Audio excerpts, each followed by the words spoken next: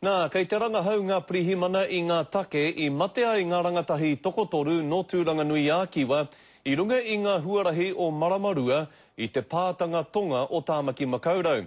Kei Heta Gardner ngā whakamahuki. He taiohi anō kua riro ki ngā rori pāhekeheke o Maramarua. The vehicles come around a slight easing left turn, lost control, slid into an oncoming vehicle and into what we call a T-bone hit.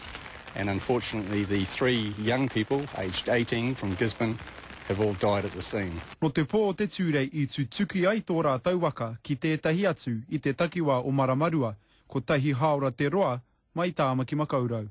Earlier that evening, they had been stopped by a patrol in the Gisborne area. The infringement notice was for speeding, and it was to do with the restricted licence that she was driving under. Ko te maungarongo kingi tōna whanaunga a Mary Jane Te Pūrei me tō rāua hoa a Tiata Maxwell ngā rangatahi no Tūranganui a Kiwa i mate.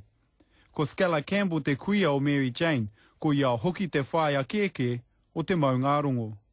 To have 2 at one, have 2 gone at the same time, it's not an easy thing to have to bear. He ākonga Mary Jane i konei, kai te heke ngā roimata o ōna hoa me ōna kaiako.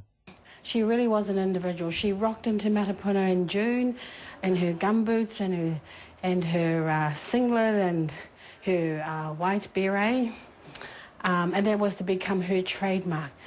She was an excellent student. The staff here, they're absolutely devastated with the triple tragedy that has just happened. Not only has it affected our little whānau here at Matapuna, but also the wider community. Kei te hohi pera o Miromo te kai hautū o tērā atu o ngā waka, ka tū te tangihanga mō te maungarongo o rāua ko Mary Jane ki te marae o Waihirere i Tūranganui a Kiwa. Heta Gardner, Te Karere.